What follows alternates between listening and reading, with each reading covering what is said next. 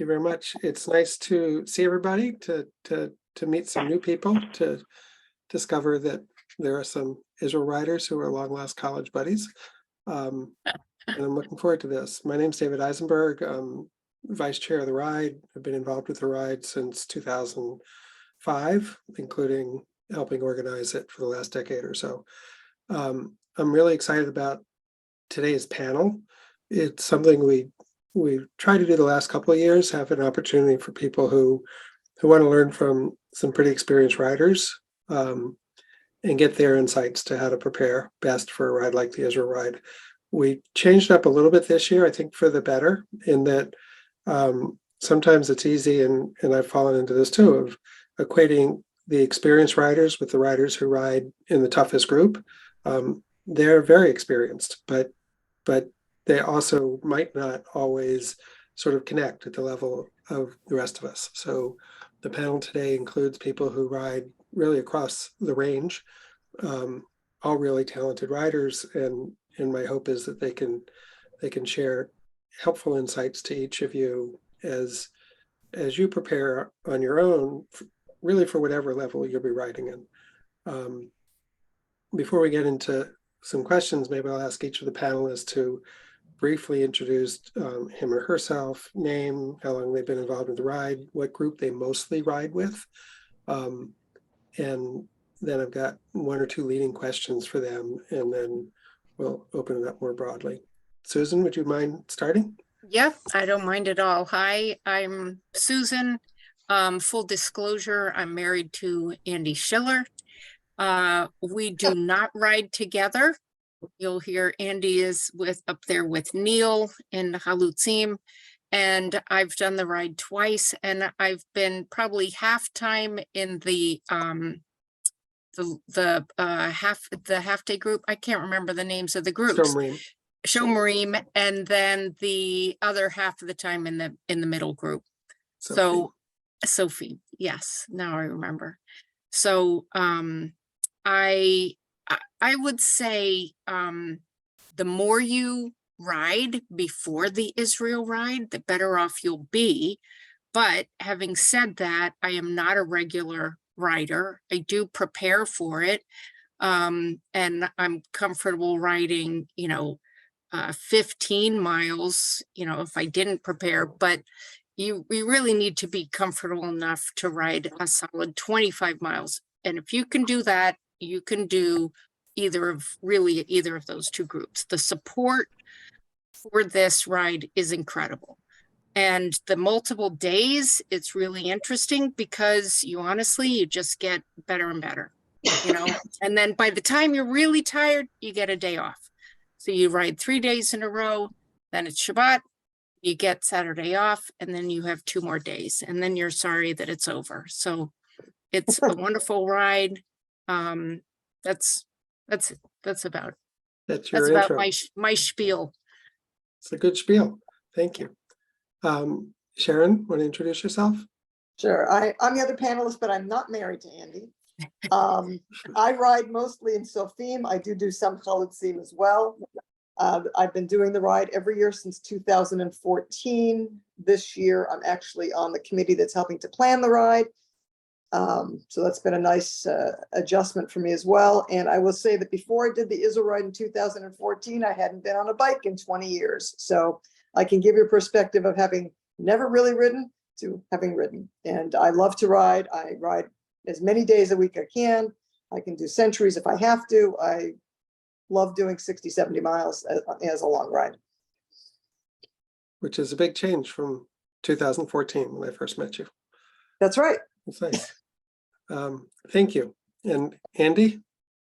Hi, now that we know who you're married to and who you're not married to. I'm married to Susan Westmoreland, who's upstairs. I'm in Halutzim. I'm going to ride as many miles as they let me, and as long as they let me. I've ridden with Neil Lee for many, many, many miles. I would say first, don't stress out. Do not stress out over this amazing adventure that you're going to be on. Take your time, enjoy the journey. The details we will all get to. Get on your bike if you can. The more you get on your bike, the easier it'll be, and be comfortable on your bike. So wear good bike clothes, have a bike that fits you, have some experience in groups, and it'll all work out. So that's about it.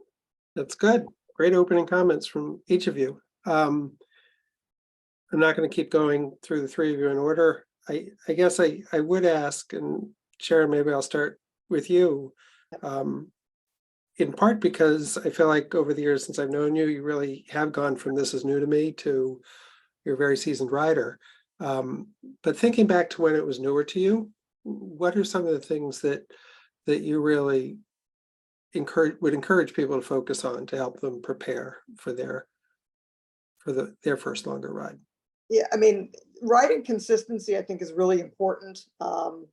You know, before, like I said, I did spinning through the first winter because someone got me involved in this probably about the 11 months before the first ride. I hadn't been on a bike in 20 years until June, which we're not far away from. And I just started going out doing 13-mile rides, 15-mile rides, whatever I could do, and try to increase that as I went. And I will say that one of the most important things that someone told me in training, which I never thought of, as a first, you know, I could finally get up to doing 30 miles and I thought, oh, that's terrific. But I never did 30 miles with 15 minutes of waiting or 20 minutes of waiting halfway through. We stop at rest stops. And I would just stop on the side of the road with my bottle of water and sit there for 20 minutes and then get back on my bike. Because that was actually the hardest thing the first year is I can ride the 50 miles or whatever I needed to ride, but I was not used to getting off and waiting. And that was something that is really important, I think, to train for and to get used to doing. You know, it's consistency. Get on your bike, get comfortable with your bike. The more you ride, the better. Whoever said they had a butt problem, the more you ride, the more your butt gets used to being on the bike in the seat. If you're not bringing your own bike to Israel, bring your seat. That's probably the most important part because that's what you're sitting on the whole time. I bring my own bike, as you know, do probably more than 50% of the riders. And it's, you know, if you have a good bike and you're comfortable with it, that's what I would, you know, that would be my recommendation. Hopefully that answered you, David. Yeah, that was great. Andy, I feel like Can I ask Michael can I has a ask question. Can I ask a question about Sharon's? Yes, of course. Yeah. So for those of us who are not bringing a bike, are the bikes that we'd be renting of decent quality? I mean, do we need to worry about that or no? Yeah, let me answer that first because I probably know the quality the best, if that's okay. The way I generally describe them, they're comparable to the bikes that you would buy locally if you went into a bike shop, so not Walmart, and bought an entry-level road bike. And the hybrid bikes, which are about half the rentals, would be more like a mid-range hybrid bike. So if you're used to a higher end bike and you rent one of our bikes, you could be disappointed. But if you're used to, like I said, something close to an entry level of a road bike or mid-range hybrid, our bikes are you know, we keep them in good repair. Most of them we own, so they're only used for the ride and they're maintained by us. But I do find that a lot of rider satisfaction with the rentals is a function of what they're used to riding at home. So, you know, I've heard from riders who at home they ride a very high-end bike with lots of fancy bells and whistles, and they get on one of ours and it's like, well, what is this? And it's like, well, you just went from a Chevrolet to or from a Mercedes to a Yugo. Not it would be a that bad, difference. I think. No, I think more like a Chevrolet. And I can say, just to my own experience, 1 year the airline lost my bike. So the first day I was on one of the Israel Rides bikes. The only issue I had with it was not the bike. It was the pedals on the bike and me riding in sneakers instead of my normal clips and my normal shoes. And it literally took some time after that one day on that bike before my feet felt fine again. So riding the bike, it's different gearing, so it takes a few minutes to adjust, but after that it was fine. My takeaway from that experience, by the way, is bring your shoes, your helmet, and your first change of clothes, bike clothes, on the airplane. Because that way, if they lose all the rest of your luggage, you will still show up able to ride a bike. It was a big inconvenience, not because we couldn't get a bike. The Israel Ride was more than happy to accommodate that, but for me to find the right gear. Shoes Should and we- pedals. Yeah, that's what I Yes. was gonna say. Should we bring our pedals as well if we're bringing our own shoes? Yes. Mhm.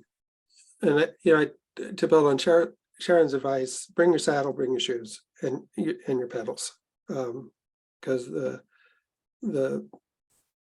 I think the rental bikes have pedals and cages. I think most of them have cages. But if you're used to riding with clips, there's no comparison. You'll prefer your own. And our mechanics are totally happy dealing with that. So they'll make adjustments to the bike. They'll attach your stuff. They'll take it off again at the end of the ride. And they are top notch. Really Yes. top notch. Mechanics are amazing. Marion has a question. Marion, you're on mute. Okay, yeah, I have a hybrid. It's an old Raleigh bicycle. And so I wasn't planning to bring anything. The pedals, I don't use clips. So do you think if I get a hybrid, the pedals would be The pedals will be fine. fine? Yeah.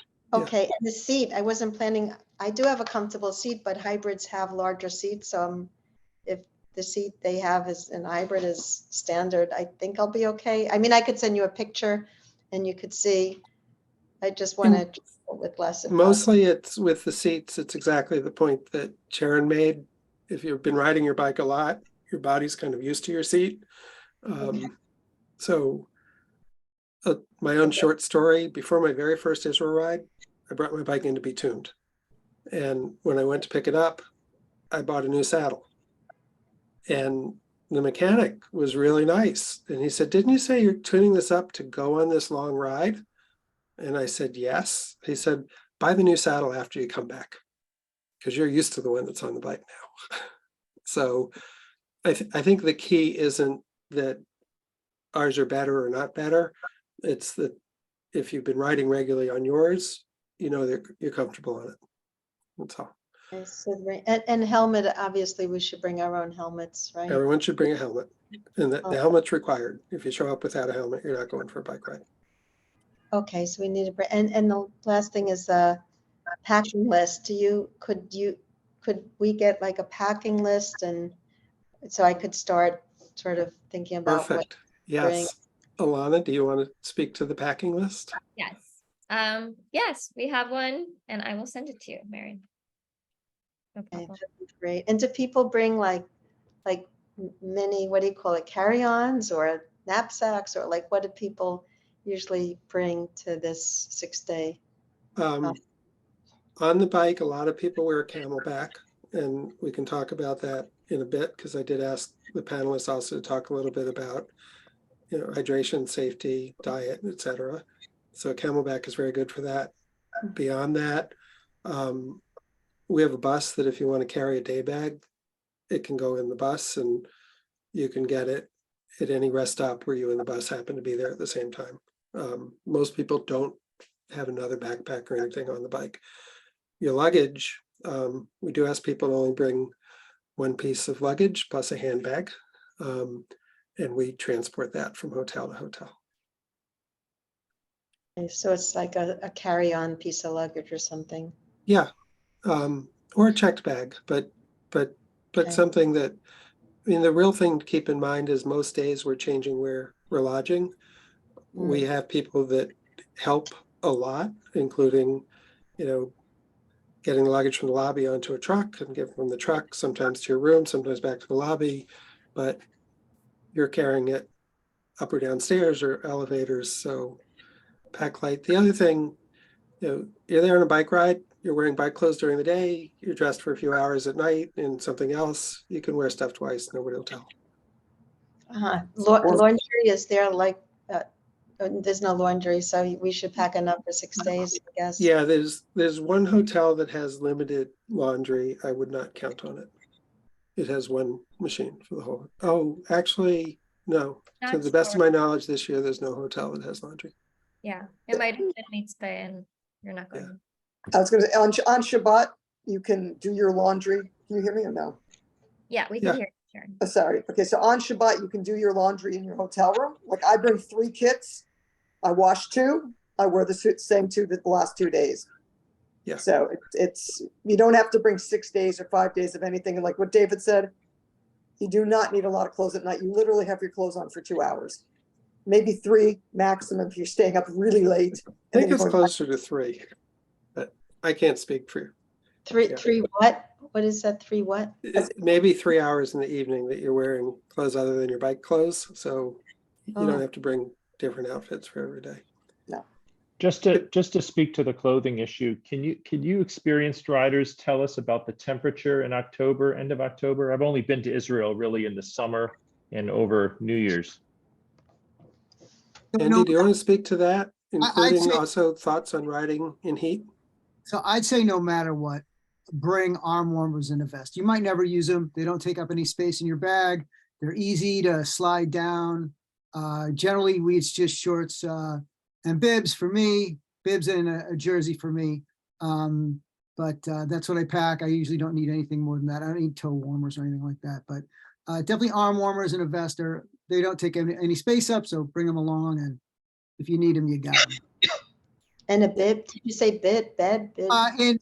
When we cycle long distances, we generally wear not shorts. We wear cycling bibs. They go over your shoulders.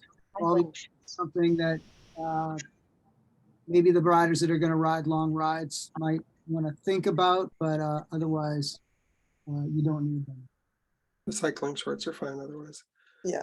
Andy, Just- I just want to add to what Andy said. When he's talking about bringing sleeves and a vest, when we do downhills in the morning, which we do, it's chilly. I mean, I wear them down the hills and I dump them off into a car that's following us or ahead of us, and I'll see them at night. But I do use those kinds of items. I'd say arm warmers are the best thing because you just roll them down when you don't need them, pull them up when you need them. You can wear them all day and they Yeah. keep. The other Agreed. thing- There are some hot spells too, where it's pretty hot.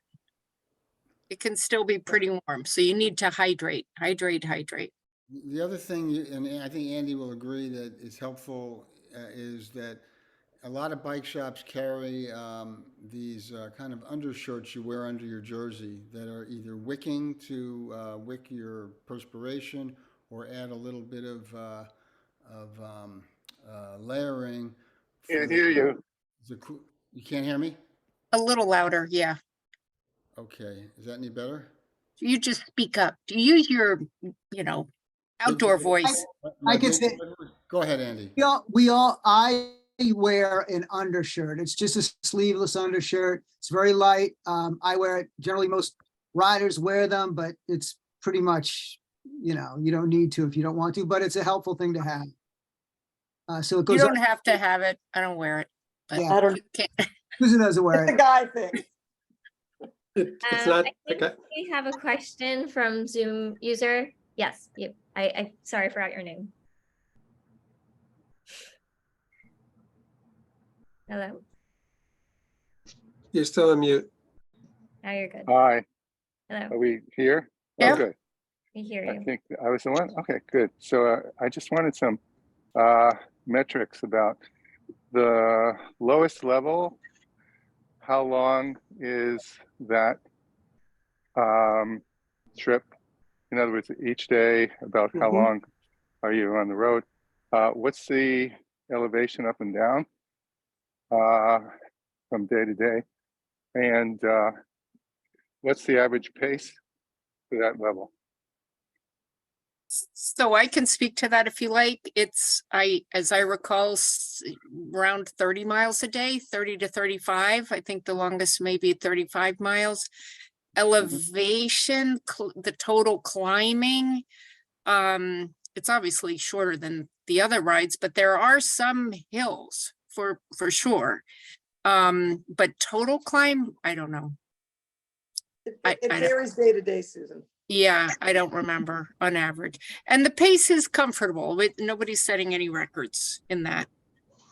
I don't know. Fast Fif- group is 15 average from 15 to 18 miles an hour. in, yeah, So that's an average speed. And I think the Shomrim group is around 12 to 14 miles an hour. yeah, I would say 12 to 14.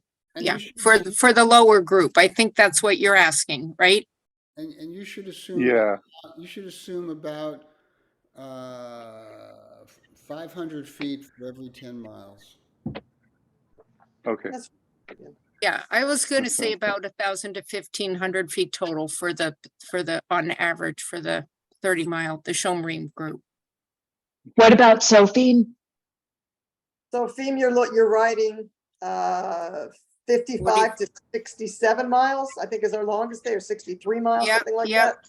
yep. We have days where we're doing 2,500 feet of climbing. We have days where we're doing 4,000 feet of climbing. Wow. Yeah. It varies day to day, because I mean, the first day we're basically going mostly downhill. There's plenty of uphill. But as you come back in, there are hills. Some of them are a little harder than others, but generally there is a nice rest stop at the top of a hill, or just Yeah. after you go up a hill and maybe come down a hill, there's a nice rest stop. So they really take all of those things into consideration to make sure that you're getting plenty of break time at the right time. Yeah. Andy, And every 12 miles or so, there's a rest stop as well, Yeah. like a break stop. Yeah.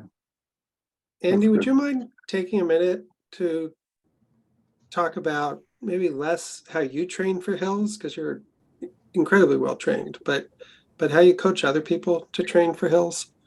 First, I think you got to want to do them. So the first approach is that you don't tread them, you don't look at them like this is a thing that you don't want to do. It's something you want to do. And the second thing is you do these tills at your own pace. You get to tempo, it's that pace you can sustain. Someone might be with you and they might be going a little too fast, so you don't try to chase them. You just try to get into your own effort and figure out what you want to do. The more you do it, the more experience you have, the more you'll figure out what you can do and what you feel like doing on that particular day. So really, it's one of those things, like you just go at your own pace. You get to your own effort level. You figure out what that effort level is, and you sustain that effort. And you don't kill yourself. You go up and you have something when you get to the top. And Thank- add this: the lighter you are, the easier it is. There's only so much I can do about that between now and the ride, but thank you. Question. Good advice. So I see Michael Berger. has Michael? his hand up. Unmute, please. I had a question about how long is the average length of time we spend at each rest stop? And is that sort of structured by the ride, or is that up to us? And so, thanks. Yeah, It's totally structured by the ride. We have what we call pit stops, which you can stop at or not stop at, get something to drink, eat, whatever. And we have rest stops. Rest stops are generally 12 to 15 miles, in the Sophim group, usually about 15 miles apart. They are mandatory. You will be told to get off your bike, and it's about 20 minutes, but if you're riding at the front of the group, you might wait 30 minutes. If you ride at the end of the group, you might get 15 minutes, but it's a mandatory stop every 15 miles every day, pretty much. it's, the rest stops will try to position in a place that that works, that it's not just that it's a convenient number of miles, but if there's anything of significance, our guides can talk about it. They can talk about other things you might have seen on the route. Whether it's a rest stop or a pit stop, there'll always be some shade, some refreshments, some water, nourishment. The rest stops will generally have mechanics. The pit stops, less likely. You And like- forgot one thing, David. There's always some place to go to the bathroom. Yes, there is. Mm-hmm. Question. Mhm. Will we get detailed detailed maps before we go? Yeah, the routes don't get completely finalized until just before, but we'll have the coordinates that you can upload, and we typically also distribute maps. So, And- and that'll include things like here's the elevation profile and here's the distance and routes that I can upload to my Wahoo and thing, or? Yeah. Yep. Okay. And for any of those, if you want to see a representative route, and this year we know there's some meaningful changes to it, but if you want to see representative routes, last year's routes are still on the website. Or maybe 2 years ago routes are on the website. I don't remember right off the top of my head, but I want something I can put into my Wahoo, to make sure that I don't get Yeah. lost. for what you're gonna put on your I want Wahoo to figure out how to or upload it computer, to my computer so I know where I'm You going. may not always have have access, right? No, you'll The wanna, other- we'll You'll- post it and you'll wanna upload it a week or so before the ride. Right.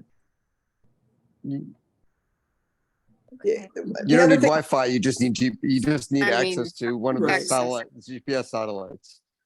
One Well, thing to if you're consider outs- is the routes are well marked. Anytime you make a major turn, there is someone there to tell you to make a major turn. And it's not easy to get lost on the Israel ride. It has happened, but it is like really hard to get lost. You'd have to really be not paying attention in order to miss a turn. They make very sure that we stay together, that we are a group, and we do not get sidetracked. That's the beauty of the recalculating. Yes, Is there somebody who is at the end of each group to sort of make Yes. sure that everybody, yeah. Every We, every group has a lead rider, a sweep rider, and a sweep vehicle. The good news that everybody should be mindful of a sweep vehicle, it does mean if you ever decide you're done, we'll pick you up.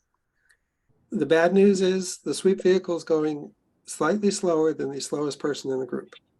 So you're deciding you're done. It doesn't mean you'll be zipped forward to the next rest stop. It means you'll get to the next rest stop just after the last rider in the group gets there. But we're definitely set up so that, for the higher end riders, you're not allowed to pass the lead rider. She or he will set the pace. And for the rest of us, as you fall back, you're not going to get left alone in the desert. I see that Carol has her hand up. Yeah, so I wanted to ask, I found the chart on the website very helpful in terms of training. It actually spells out, I think, from week 1 to 12. I think it's really I assume that's going to be helpful to me. I'm wondering if there are websites, blogs, any other sorts of online sources that could be helpful to people training for the bike ride. If anyone wants to contact me, you can get my email from Alana, and I will happy to help you in any way I can with training one-on-one. So if you have some questions for me, I'm happy to help you out. Thanks, Andy. And for context, when Andy offers that, it's not a random offer. He's amazing. Thank you. Yeah. I've got And- one more tip. If your helmet is over 10 years old, buy a new one. If your helmet's over 5 years old, think about buying a new one. If you've Carol- ever taken a fall in your helmet, buy a new one. Doesn't matter if it's taken a fall or anything, a 10-year-old helmet is. I don't Oh, think- yeah, but even if it's 6 months old, if you've fallen in it, I Yeah, would replace it. replace it, yeah. Yeah, should that's we really have important lights advice. on the helmet? Are we doing night or not night riding? Yeah, we're only on the road during the daytime. I mean, I ride with lights religiously at home. I don't even bring them to Israel because we are so easily identified on the road. We are a big group. There are buses following us. There are cars around, that lead cars that I've never I didn't bring my lights to Israel. Hector, did you have a question? I don't see your hand up, but. It's just the bike that you will rent from the Israel ride in Israel. Are they geared for climbing?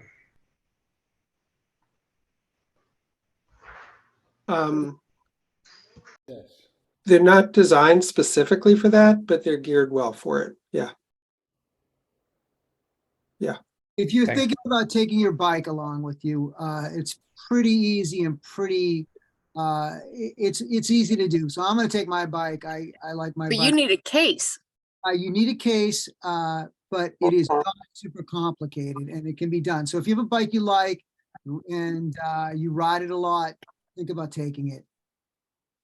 Any bike shop, good bike shop will have cases you can rent, generally speaking. After doing the Israel ride twice, I bought my own. And I've never used it anywhere except to take to Israel. On other bike rides that I do, I tend to just use whatever the touring group has. They're usually as good, if not better than my bike, I find. And I've got a pretty good bike. If you're in Boston, we have an extra case. And if you need one, we have one extra. Got one for me? We have 3 cases. Okay, good. Sounds good. You don't even have to buy a seat. I have a, Michael, you had a question, then I have a Yeah, question for Susan. just a quick question about, and maybe you were going to get to this, about hydration. You mentioned the Camelback.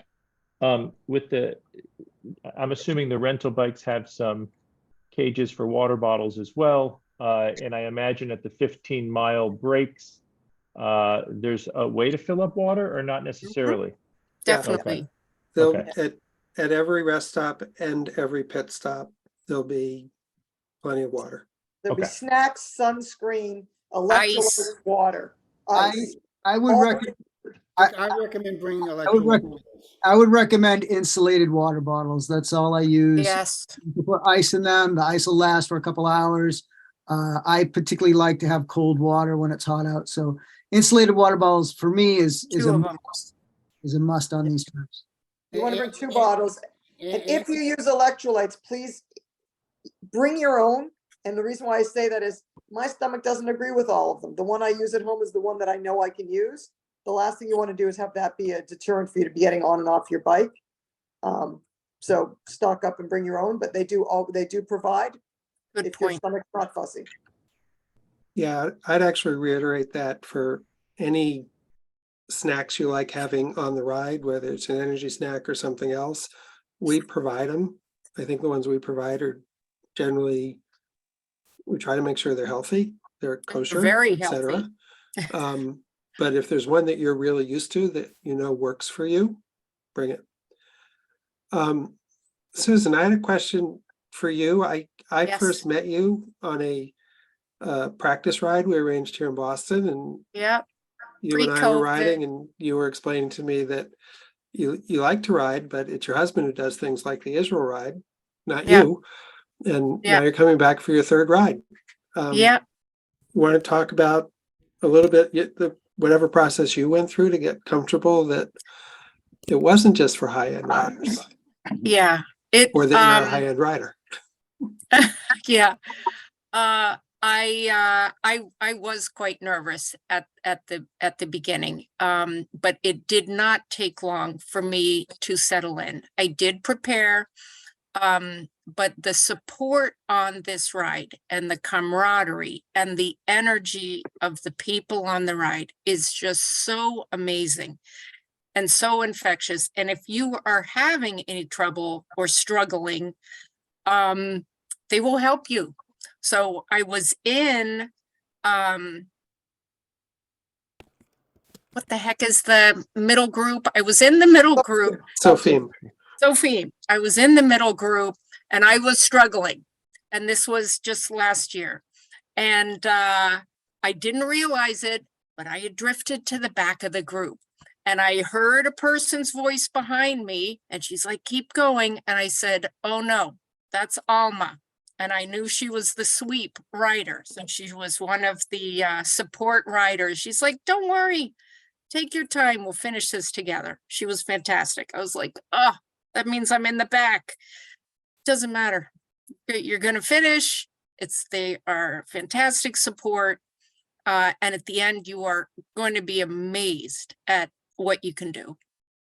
And you should realize that Alma was a She's swimming champion in Israel. Yeah, she's amazing. So she helped me finish that day.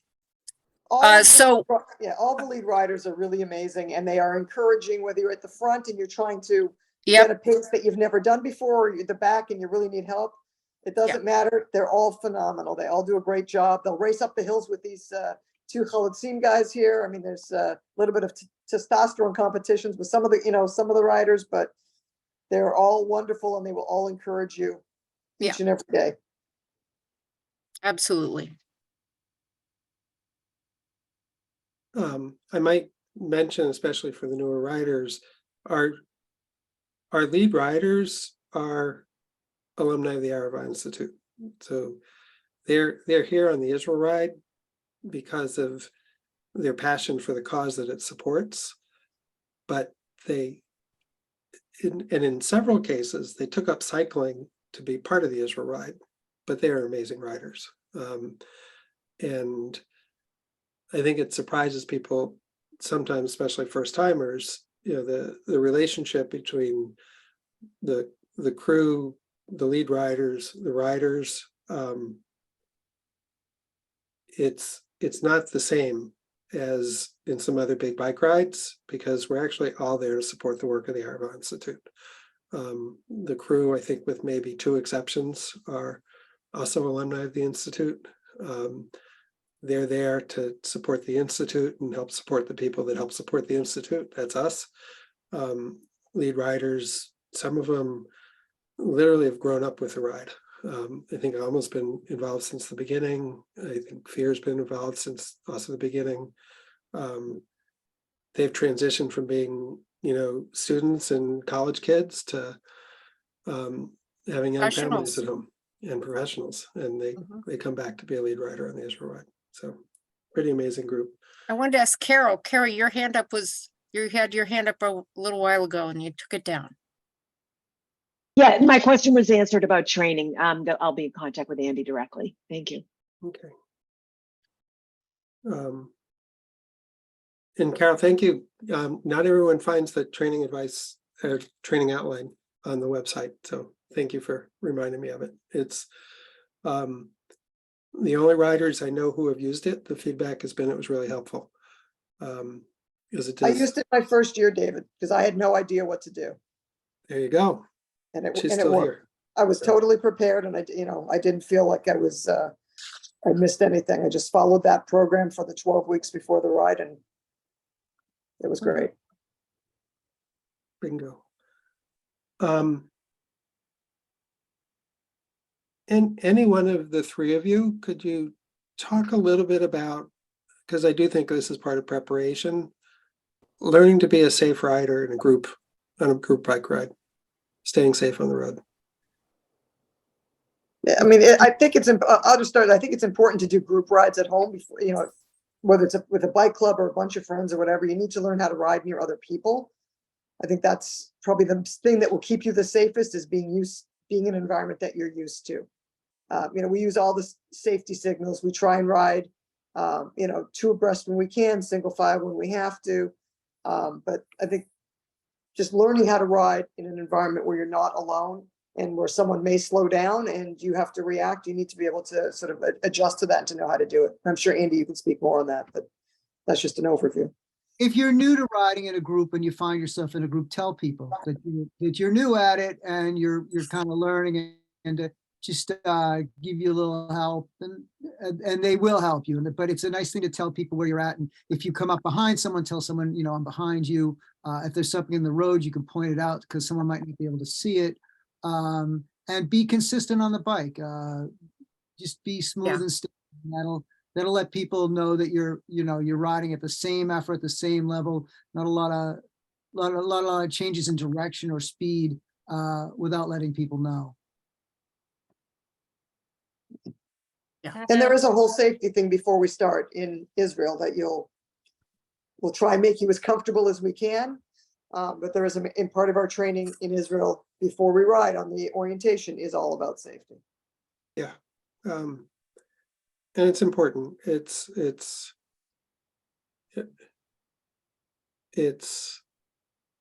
one of the keys to why the Israel ride has a very good safety record is that we really do want to be sure that you are all part of that. So it's good road etiquette, it's calling out, it's using signals, it's doing your best to never do something sudden and unexpected.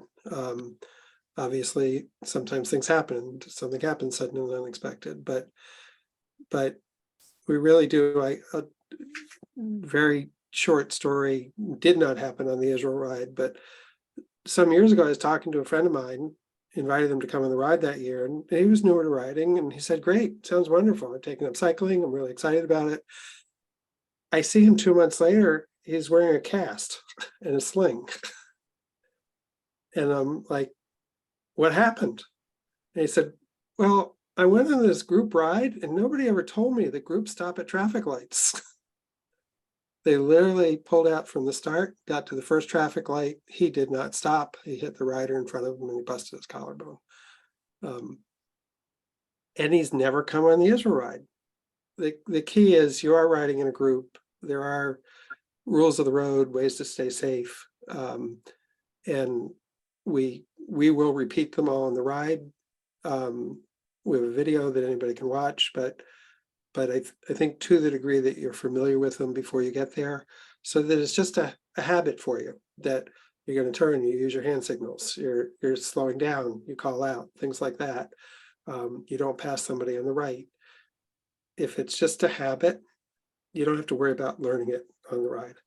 Dave, And the other thing, and this is a little bit related to what Andy said, from the Israel ride's perspective, everybody will become a better rider over the course of the week, but we don't actually want you to use the ride to learn new things. So if most of the groups do not ride in a pace line, the front of the Holocene group does, and sometimes some other people do. If you want to ride in a pace line, we ask that you get comfortable riding in pace lines before you get to Israel. If you've never heard of it, you don't know what I'm talking about, that's fine. You don't have to learn it there either. But if it's something that you aspire to, and the reason for that is it's a pace line is great if everyone's communicating and knows what they're doing.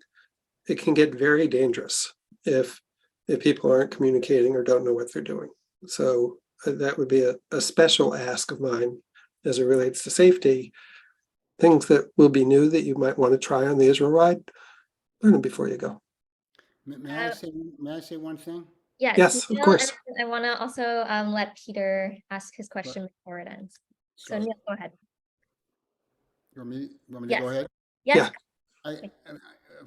Everything that everyone said about safety rules of the road is all true.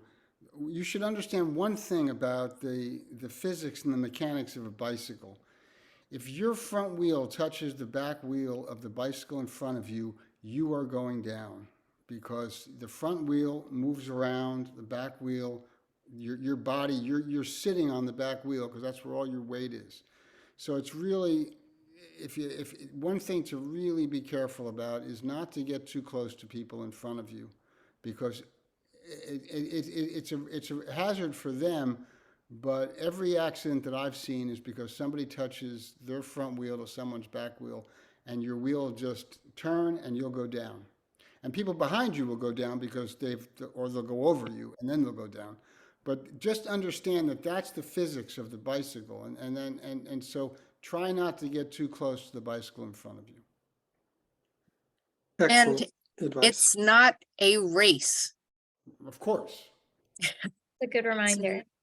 It's a ride. It's not a race. Yeah.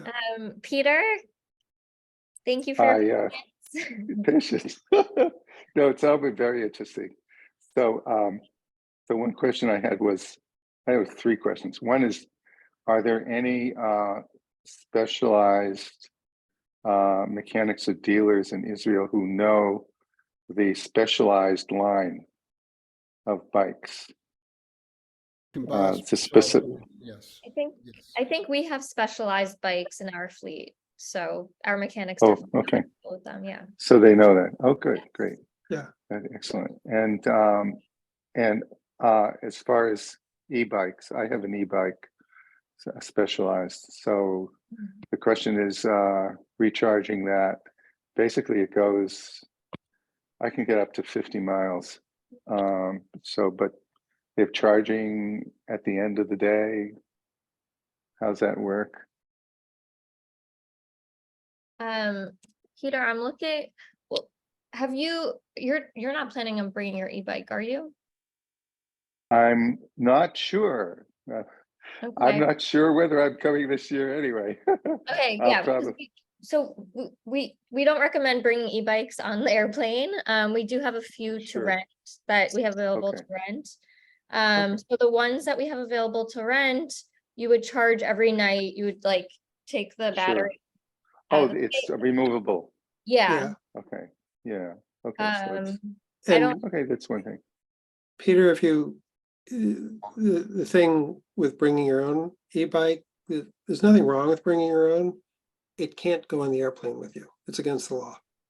So, Because so- of the battery, right, so whereas Mm. for anybody else who's bringing a bike, you can pack it in a case, it goes as checked luggage on your flight.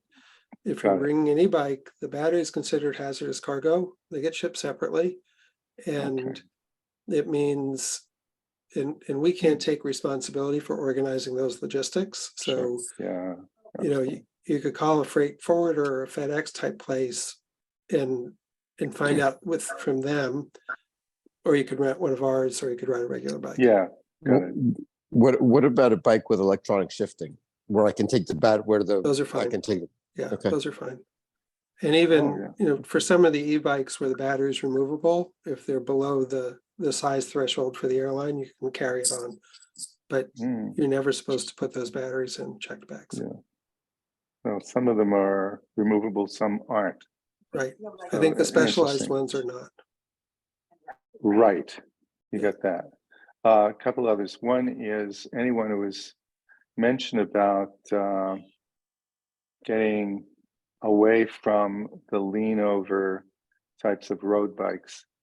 The Specialized have a wing handlebar, which basically you're almost sitting upright. Yeah.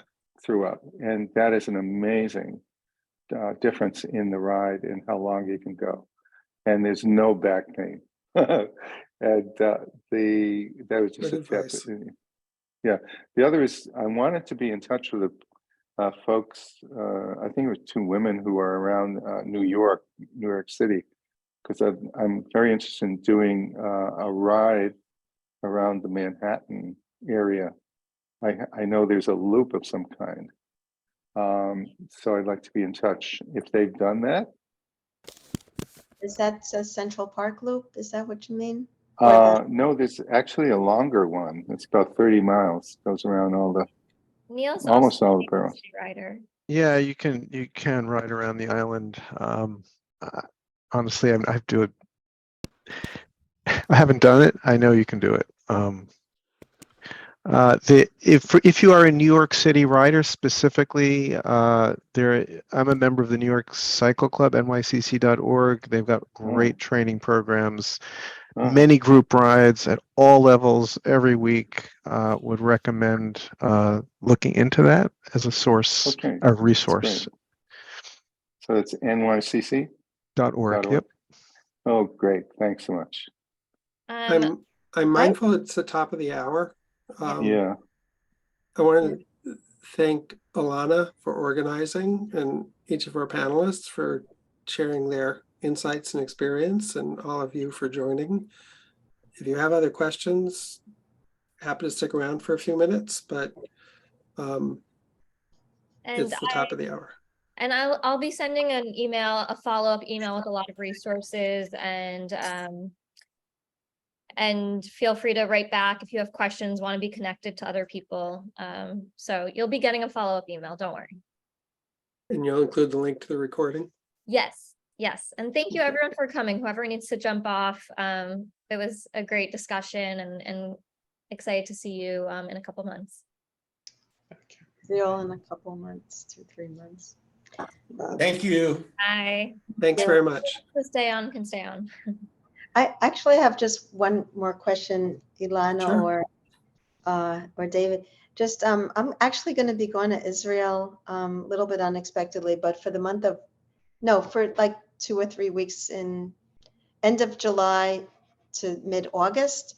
So I'm wondering how does one, like if I take that break and don't ride a bike, because I I don't know where to ride bikes. I'll be in Tel Aviv mainly. And it just seems dangerous to, Well, there's actually Park Hayarkon. It's like right above Tel Aviv. It separates Tel Aviv and Ramat Aviv.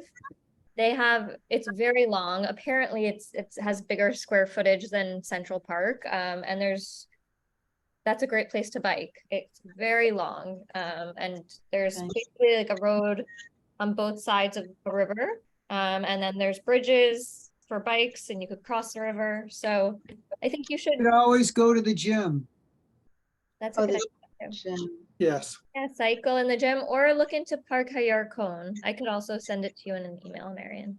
Okay, and I guess I rent a bike or something Yeah, there. there's a bunch Yeah. of bike rental places, I think very close to the park, actually. Is there like a group that gets together to ride a bike? Like there's the New York City one. Is there one in Tel Aviv, I wonder?